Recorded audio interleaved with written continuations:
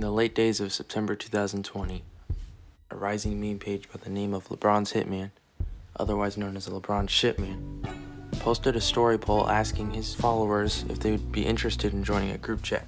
About 20 people obliged, and a full group chat was created. However, a lot of the people there weren't really active, didn't really care for it, and just didn't take it seriously. So, it was more like 15. Account fucking LeBron's Hitman. He posted a story I think it was those polls yes or no to get added to a group chat, and I clicked yes because I was a loner fucking loser in 2020, late 2020. And then I think I don't know how long it took from that. I think I'm gonna say a week. But then at first it was just a bunch of randoms, sending memes. Me, I remember Yvonne was in there sending 9/11 memes. And then I sent a few stupid ass memes. At the time, it consisted of Timmy Turner is the GOAT, Bankroll Cal, otherwise known as Abby, at the time, Ghetto Dane, also known as Connor, Cam, also known as Cameron, or just Cam, Ivan Angelus, Victor Kirov, who lived in Ireland, Daryl Gravesand from New Jersey, Isaiah from California, and Thanasis Eustathio, pardon my French, who lived in Greece. It was a very compelled list of people across the world, all connected by this one man, Hitman. So, he made the group chat name Hitman's Traphouse. And he made other group chats too, but this one, without anyone's knowledge, would be the longest lasting, strongest, and most active group chat of his making and of all time in Instagram's history. At first, the group chat was a little slow, and as all strangers would, nobody really talked, but some people made brave steps by contributing conversation, sending memes, and probably most important of Trap House history, sharing each other's music taste. If they didn't have anything else to connect them, for sure it was their music taste. It's probably the most important thing in Trap House history. If they didn't have the same sports taste, same entertainment taste, music would carry them through all awkwardness and boredness. They would send memes from pages like 4PF Who Dat, Ham from Wyoming, and other pages, and even eventually created their own meme page, 4KT Trap House. In the first month following Trap House's creation, a lot of people didn't even talk. For example, Cam, who was added when the group chat was first created, didn't even talk for more than a month. And Tashawn, who was added by Connor from a separate Portland Trailblazers group chat, didn't talk at all because he claimed that people were being too racist. Disclaimer, the racism was made by people of color as a joke to make fun of white people. It wasn't actual racism, and Tashawn didn't know that. Anyways, Terrence, who was added by Connor, a close friend of Connor, who was the first person that a fellow member knew in real life, he joined as Bronny's Blunts, who was a meme page created by Terrence. Terrence eventually joined with his personal account.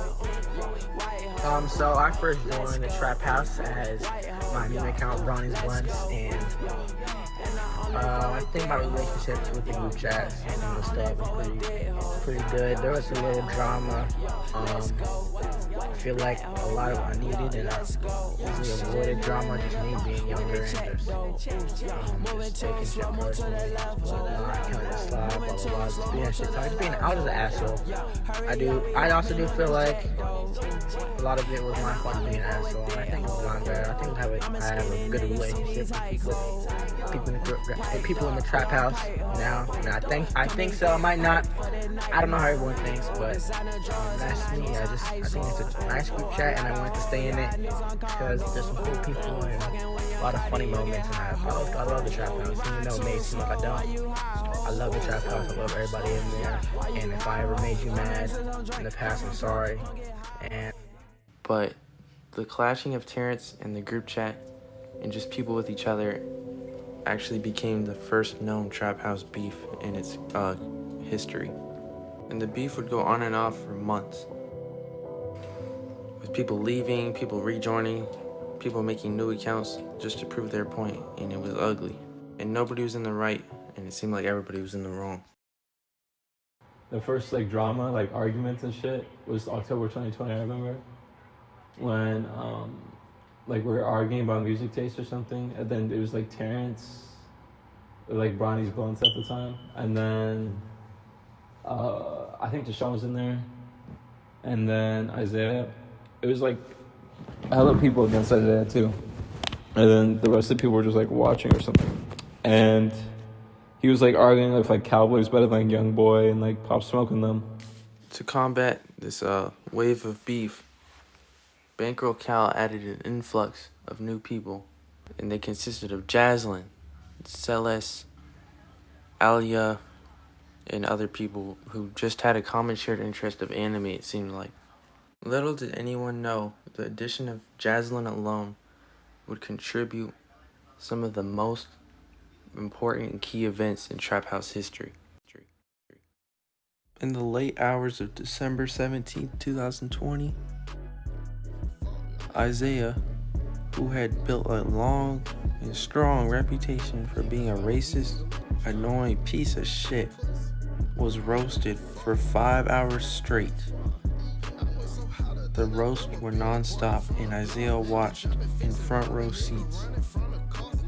Temporary members like Camroy and Timmy Turner roasted the fuck out of him, and messages garnered almost 10 likes per message.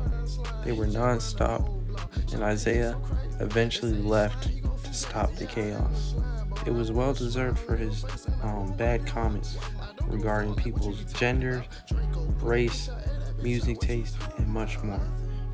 He became a force that needed to be stopped, and it was stopped in the right way. At the same time, Jaslyn, who was added the month before, started to develop a crush for Abby, the person who added her. Nobody in the group chat had any clue about this, and it wasn't until Jazz, late in the hours of some December night, messaged Connor telling him about her feelings for Calvin, and it took everybody by storm. Connor, on video call with Calvin, informed him of the news, and all hell broke loose. It wasn't too crazy, but certain group chat members grew suspicious and labeled Jaslyn as a cheater, since she was already in a relationship with Ramir Bellizin, a football player from New Jersey.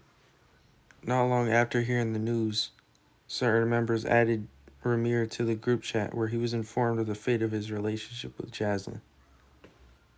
And his reaction wasn't as crazy as anybody expected. And at the same time, Daryl, one of the members from Baltimore, was upset with some of the members for commenting funny things on his post that featured his girl with him.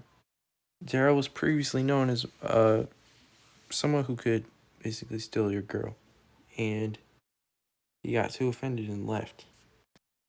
With the members leaving and drama at all-time highs, and eventually Abby just taking a break for no reason, the Traphouse came to its first ever death.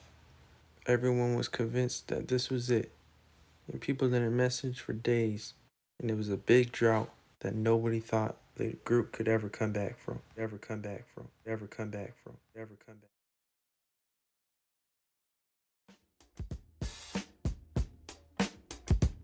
Ladies and gentlemen, we have the honey drippers in the house tonight, and they just got back from Washington, D.C.